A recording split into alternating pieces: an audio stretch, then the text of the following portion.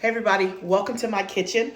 I'm so glad that you joined me today. I'm gonna get my apron on. We're gonna be doing some projects in the kitchen, and I thought I would turn on the camera and take you along with me. If you're brand new to me, welcome. And if you have been here before, welcome back.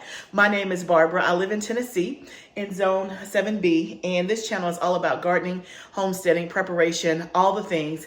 And today we're in the kitchen, putting up our Azure Standard order, doing some things. It's all around preservation, like getting things where they need to be so they can be preserved for a longer amount of time. I want to say on the outset of this video, thank you to BetterHelp. They are sponsoring this video. And I want to take a minute to really talk about what BetterHelp is and how it helps me personally. And then we're going to jump into our preservation projects. But BetterHelp is an online counseling service that you can use. And their whole goal is to just make therapy easier. Now, when I was growing up, going to counseling and therapy was a bit taboo. Like, it was not a cool thing to do, and people kind of look down on you, right? And I'm, in my upper 40s. So if you're along that age range, you probably understand what I'm saying. Now it's not that way. And I want to tell you, one of the first times that I used counseling was after I lost my mom, which was in 2014. And I was in a very, very dark place. I didn't want to be in that place, but the reality of it is that I was in a very dark place, and I grieved really, really hard.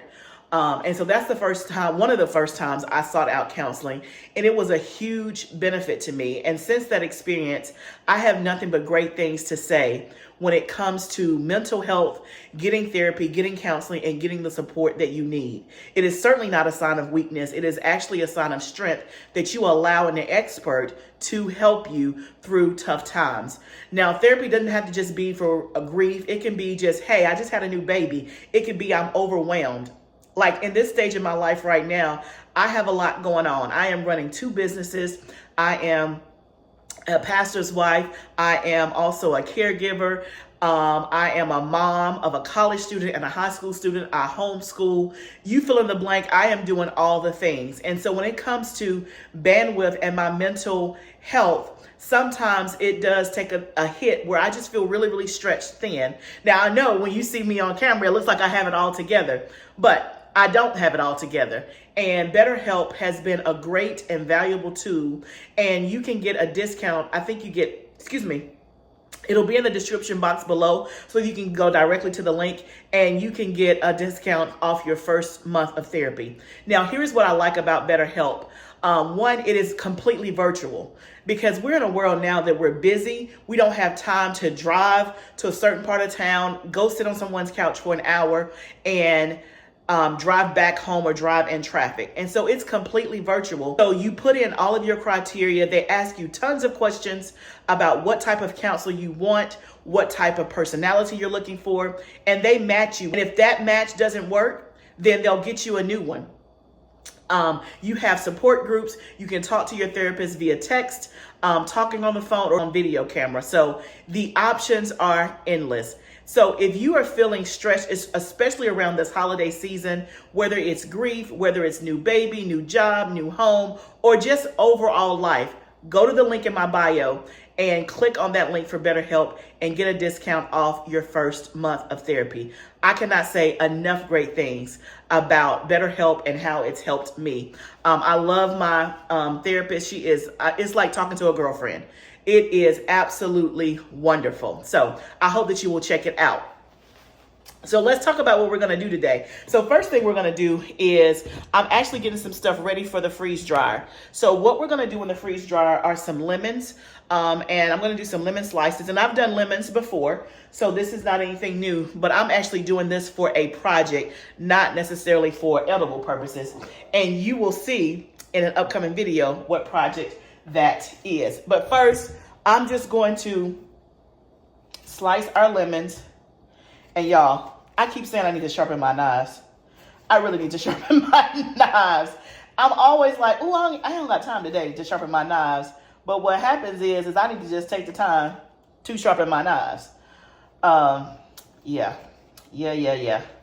Because you know what? A dull knife is the cause of more accidents than a sharp knife. Yes. And these are really good knives, except I just been using them and using them. That's the wrong one. And it's time for them to be sharpened.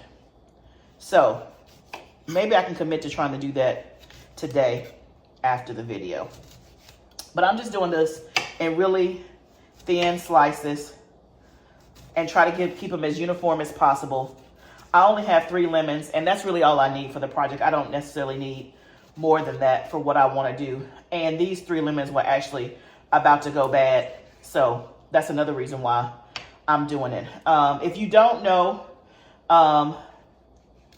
Harvest Right, if you're interested in getting a freeze dryer, they have theirs on sale this month. It's a great time to get one in the month of November if you have been thinking about it. And there's a link in my bio for that as well.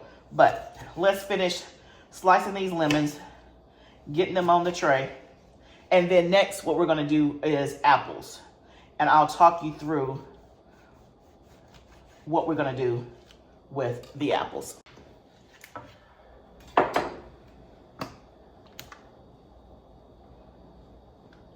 I love the smell of lemons. They smell so good and so fresh. And y'all, I'm trying to grow me some lemons on a tree, but it's not working out real good. I've brought the tree in the house and it went through something I think called winter leaf drop. It's the same thing that happened the last time I tried to do a lemon tree. All the leaves, like it looked great one day, then the next day I woke up, it was completely leaves on the ground. Leaves on the ground. I'm gonna take these 2 pieces off because I know that they're thick and they're not gonna go as well. So here's our first tray and our only tray of lemons. The rest we're gonna do apples. Okay, y'all will be happy to know that I did sharpen at least this knife. I left the sharpener out so that way I can do it hopefully later on tonight. But let's do our apples. So these are Fuji apples that I had in my refrigerator. I bought them probably a month or so ago, and they have pretty good storage if you keep them in the refrigerator. But I want to go ahead and freeze dry the rest so that we can have freeze dried apples. I did this for the first time, I guess a couple of months ago, and it only made 2 jars. I think I only did like 2 trays, and that was like 2 quart-sized jars. Those things were eaten in less than 24 hours. They were so good. It was golden delicious. And so I want more. And then we have another bag of apples in the refrigerator for fresh eating. And those are Gold Rush, and they'll last till like March. But these won't last as long. So let's go ahead and get these sliced up. I also have a bowl with some lemon water in it. For these, I'm gonna actually keep the peel on. I'm gonna try to do this as, oh yeah, that's so much better. So much better. I'm gonna try to do this as uniform as possible. I'm just putting them in the lemon water so they can hang out and not get brown while I quickly try to chop these up and get them on the freeze dry trays. So let me do this. Oh yeah, that's sharp. And we'll load the trays up.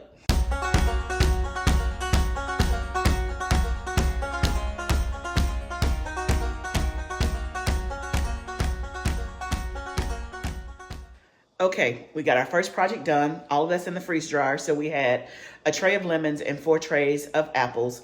And I still have 9 apples left out of that bag for fresh eating of the Fuji. And then I still have a whole peck, I think is what you call it, of Gold Rush apples, which will last until the day you put them in your mouth. So they will literally last to like March, like, yeah, will last a long time. And I'm already making a mental note.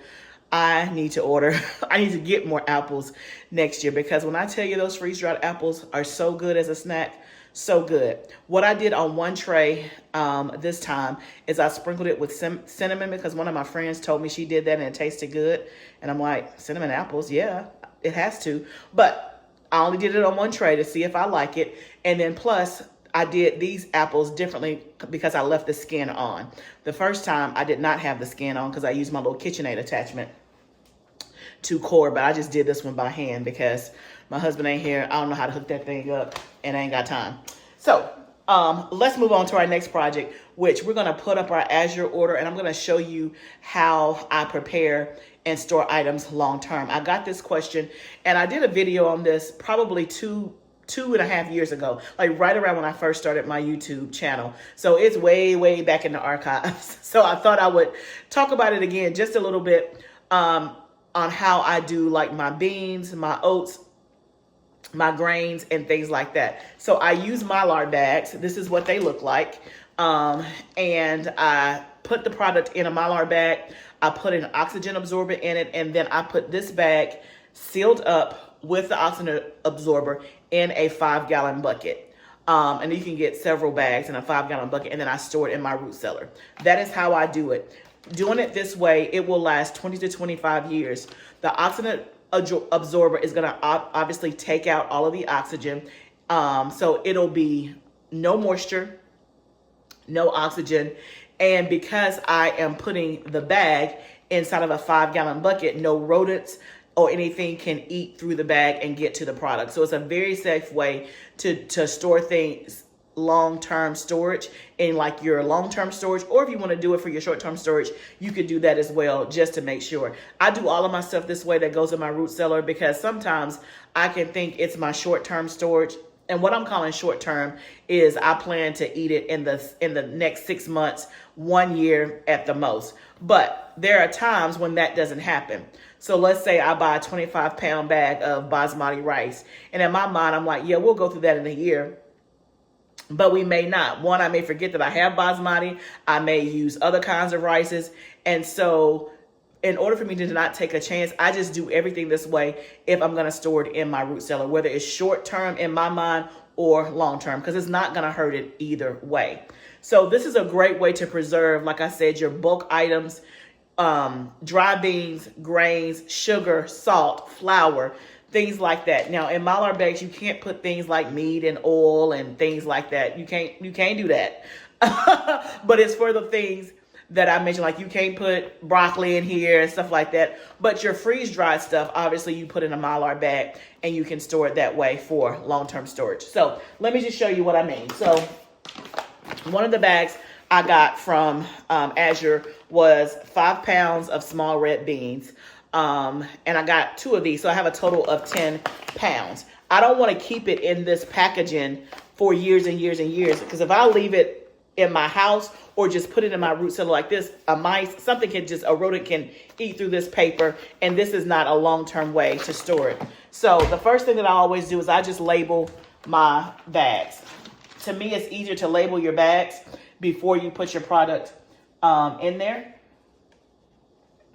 I label it with the product, and then I put the date that I'm preserving it. So for this, I'm doing red beans, November 2024. Now, my goal is I'm going to actually can these beans in the next couple of weeks. That's my plan, right? So technically, I could leave them in the bag for the next 2 weeks and not even go through this trouble, but I know how life starts lifing. And so something may happen and I don't get to it while I have the time today, and while I'm doing everything else that I know I'm not going to get to. I'm just going to go ahead and do this then. And it's not going to hurt it whatsoever if I have to open this package in the next week or so and can it. This is a gallon-sized Mylar bag. You can get them as small as a quart, and you can get them as big as 2-gallon bags, 5-gallon bags. I usually just stick with the 1-gallon bag. I have a couple of things in 2-gallon bags, but mostly I use this size. So I'm just going to pour the product in here. Now, I'm not going to go through and sort these beans, rinse these beans. I will do all that when it's time to prepare them for cooking. Also, if you did see my video on my Azure Standard haul, I'll try to link it up here, but go back and watch that video because I want to show you these red beans.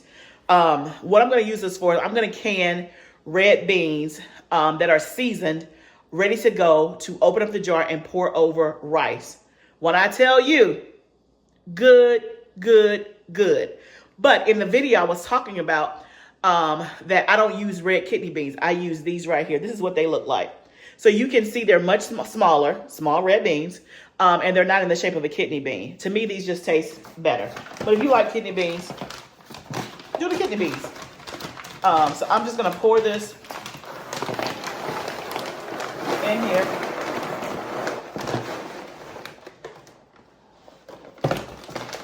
And this basically is up to the top, as you can see. Now, the bags I buy have like a resealable tab.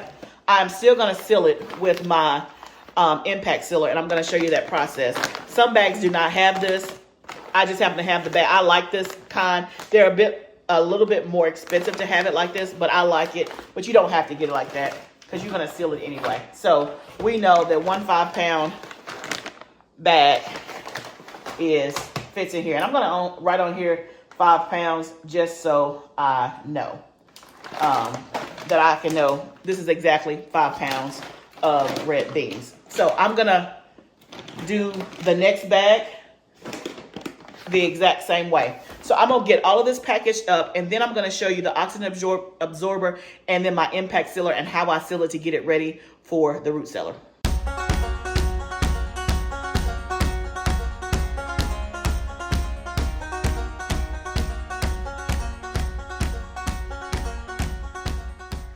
Okay, we got all of that done except my 25-pound bag of flour. And I'm going to actually put that in some smaller quantities and put it in the freezer for 24 hours before I do the oxygen absorber and all that. Also, I have some wheat berries that I put in smaller bags. I've already done those. I'm going to stick those in the freezer. And then tomorrow I'll do the flour. My freezer space is limited. But for the soft white wheat berries, they're all packaged up in the Mylar bag. I did not put the oxygen absorber in yet. It seemed like to me you wouldn't do that before you put it in the freezer. I'll put it in the freezer, and that's just to get any bugs out or if there's anything in there to die. The soft wheat berries are very, very clean. Somebody asked me if mine came dirty when I got them from Azure. They're very clean. I didn't have any debris whatsoever. I didn't see any as I was pouring. But they'll go in the freezer, and then when I bring them out, I'll put the oxygen absorber in it and then store it in a 5-gallon bucket. But let's go ahead and do these here. We have 2 bags of elbow macaroni, and we have 2 bags of the red beans and rice. This is what an oxygen absorber looks like, and they come in different cc's. This is a 300 cc, but they come in 100, 300, and 500 if I'm not mistaken. So I always do fill up all of my bags and seal them at the same time, because this oxygen absorber, you'll see it has this little thing right here. It's called the eye or whatever. You want that to be pink.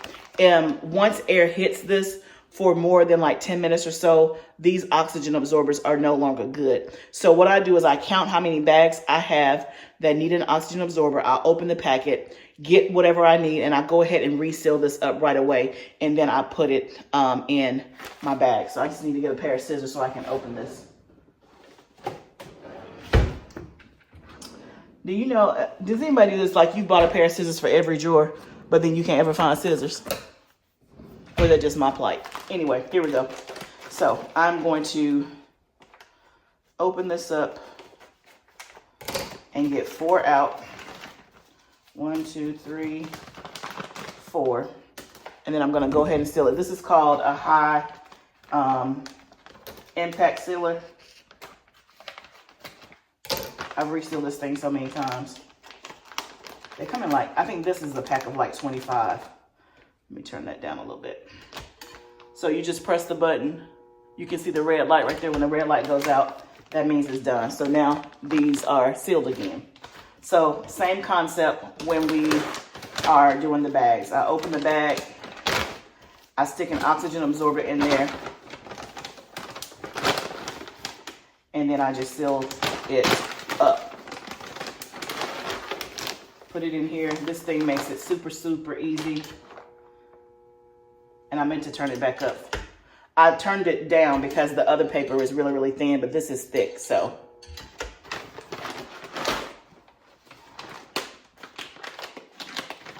And you can see that it's sealed just like that. Makes it super, super, super easy. So when I'm on this step, I'm moving pretty fast because again, many times I'll have like 15 or 20 bags to do all at one time if I have a lot of 25-pound stuff. So I'm moving fast. I've taught my kids how to do this. So a lot of times they will do it for me. Sometimes for a small fee. Sometimes just because mommy said so. You know how that goes. Right. So I'm gonna get these last bags done and then we'll move on to the next project. Okay, our next project is to tackle all of these onions. These are onions that we grew. We planted them back in February. We harvested the end of May. It is now the end of November. And these need to be done before they lose their storage ability. These are candy onions from Dixondale Farms. They ideally are only good storage onions for about 3 to 4 months. I'm definitely past that. Now I'm at the 6-month mark, but look at that. Most of them, well, all of these in this basket still look good, but there were some that did not look good anymore that were starting to go bad. So I went ahead and pulled these, and some of these have been sitting here for like a week. So like I feel this one, like it didn't got soft. This big one right here. So I got to do something with them before I lose them, and we don't want to lose them. So we grew over 400 onions. That's the most we've ever grown.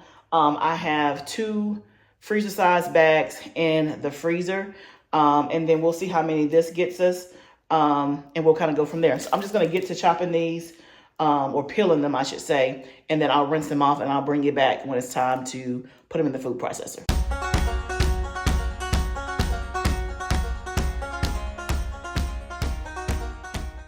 Okay, guys, all of our onions are peeled and washed. They're ready for the food processor. I'm just gonna use the food processor and let it do its work and dice them up. But this should go relatively quickly. The hardest or the longest part is peeling them, washing them, and all that. So I'm gonna get this done, and then we're gonna put them in bags to go in the freezer. And then I'll tell you what I'm gonna do with them when I get done.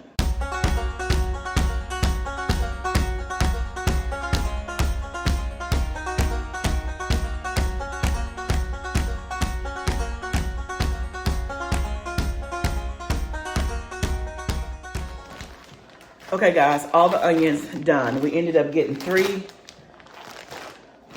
freezer-sized bags of onions. So they will go in the freezer. That'll give me a total of 5 bags. And I think I've already gone through 2. So I'm debating on whether or not I keep them like this and just use them. It's so convenient to have onions already chopped up in your freezer so that when you're cooking, you don't have to worry about cutting it up. It's already done for you. It just saves a lot of the pre-work. But I also want to freeze dry some and make onion powder, but I won't have onions again fresh that I grew until like May. I don't even know that the 5 bags will last me till May. That means I would have to do like a bag a month, and that's like pushing it. And I just haven't been tracking how often I'm using them. But 5 bags, maybe I will keep 3 in the freezer and then freeze dry 2 bags and keep them freeze dried, and then I can always use them as diced onions in that way and put in like soups and stews, or I can turn into onion powder. We'll see. We shall see. But that is all the onions that we grew for this year. That was the last of them. That's the most onions I ever grew, and I want to grow at least that many next year, if not more. So y'all, we got a lot accomplished in a couple of hours in the kitchen. I appreciate you hanging out with me. So we were able to get apples in the freeze dryer as well as lemons. The lemons will be for a project that we're going to be doing in a couple of weeks.